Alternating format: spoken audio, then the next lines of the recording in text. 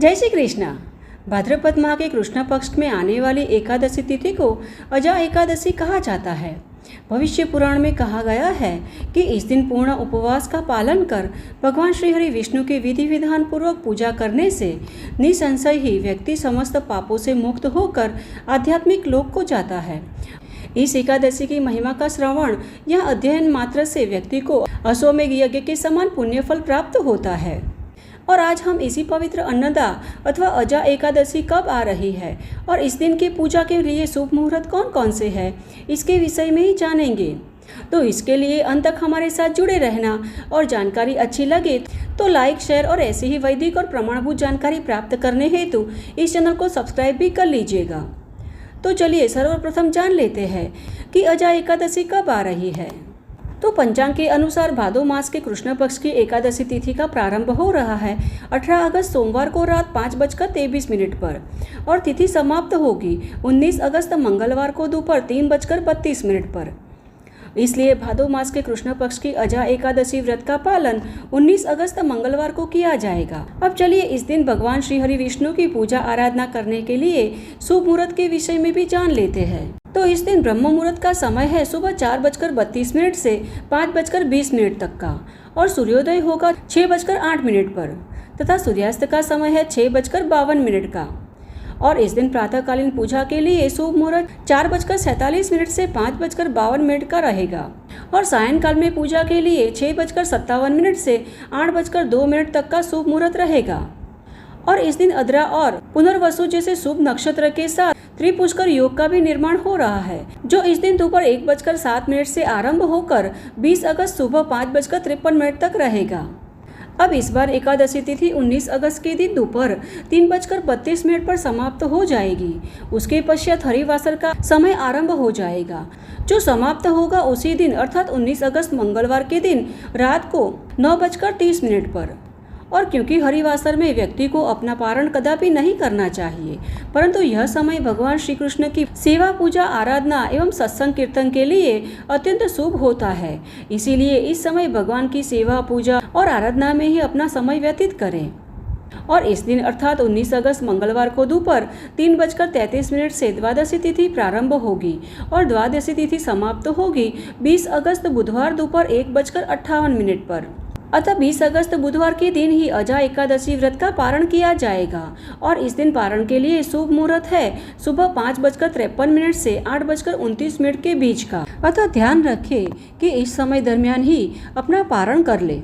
अब पारण के दिन भी ब्रह्म मुहूर्त में उठकर स्नान इत्यादि कर सर्वप्रथम भगवान की प्रातःकालीन पूजा अवश्य करें और फिर सात्विक भोजन बनाकर भगवान को भोग अर्पित करें। उसके पश्चात पारण करने से पहले सुयोग्य व्यक्ति को दान पुण्य अवश्य करना चाहिए और फिर भगवान को जो भोग अर्पित किया गया है उसे ही ग्रहण करके पारण किया जाता है।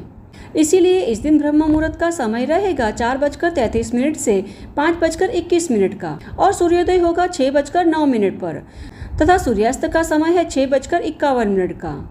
और इस दिन प्रातःकालीन पूजा के लिए 4:47 से 5:53 के बीच का शुभ मुहूर्त रहेगा। और क्योंकि एकादशी और द्वादशी के दिन दान पुण्य करने से अक्षय पुण्य फल की प्राप्ति होती है, साथ ही इस दिन अन्न का दान करने से पितृ भी तृप्त होते हैं और उनका आशीर्वाद प्रदान करते हैं। वैसे तो एकादशी व्रत का पालन 10वीं से ही आरंभ हो जाता है। 10वीं के दिन सूर्यास्त के पश्चात भोजन कदापि न करें। साथ ही इस दिन एक ही समय सात्विक भोजन ही ग्रहण करना चाहिए और जितेंद्रिय रहकर भगवान का स्मरण कर रात्रि को सोना चाहिए। और फिर एकादशी के दिन ब्रह्म मुहूर्त में उठकर स्नान इत्यादि कर भगवान श्री हरि विष्णु की प्रातःकालीन पूजा आराधना करनी चाहिए और तुलसी देवी के समक्ष दीप प्रज्वलित कर हो सके उतनी भगवान के नाम की माला करनी चाहिए। तुलसी देवी की प्रदक्षिणा करनी चाहिए और एकादशी के संपूर्ण दिवस भगवान के नामों का जप, सत्संग कीर्तन, भगवद गीता का पाठ करते हुए अपना समय व्यतीत करना चाहिए। इस दिन तीनों प्रहर की अर्थात सुबह, मध्याह्न काल और सायंकाल में भगवान की श्रद्धापूर्वक पूजा अवश्य करें और हो सके तो रात्रि के प्रथम प्रहर तक जागरण अवश्य करें। तत्पश्चात द्वादशी के दिन ब्रह्म मुहूर्त में उठकर फिर से भगवान श्री कृष्ण की प्रातःकालीन पूजा कर अपना पारण करना चाहिए। तो इस प्रकार निष्ठापूर्वक एकादशी व्रत का पालन करने से अवश्य ही भगवान प्रसन्न होते हैं और उनका आशीर्वाद प्रदान करते हैं, क्योंकि एकादशी ही व्यक्ति को भक्ति और मुक्ति दोनों ही प्राप्त करवा सकती है। उसमें कोई संदेह नहीं है कि अगर एकादशी का श्रद्धापूर्वक पालन किया जाए तो व्यक्ति अपने सात पीढ़ियों का भी उद्धार कर देता है।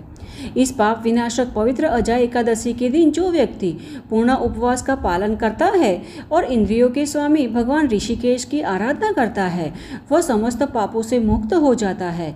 इतना ही नहीं, इस एकादशी की महिमा का श्रवण करने मात्र से भी वह अपने पूर्व जन्मों के पापों से मुक्त हो जाता है और मोक्ष की प्राप्ति करता है। तो यह है आज की हमारी भादो मास के कृष्ण पक्ष में आने वाली अजा एकादशी के दिवस के शुभ मुहूर्त एवं पूजा विधि। हमें आशा है कि यह जानकारी आपको उपयुक्त होगी। अगर यह जानकारी आपको थोड़ी सी भी उपयुक्त होती है तो इसे अपने मित्र और परिवार में भी शेयर करना, जिससे कि उन्हें भी अजा एकादशी के विषय में संपूर्ण जानकारी प्राप्त हो सके। तो चलिए हमारे शास्त्रों में वर्णित ऐसी ही वैदिक और प्रमाणभूत जानकारियों के साथ फिर से मिलते हैं। तब तक के लिए जय श्री कृष्ण।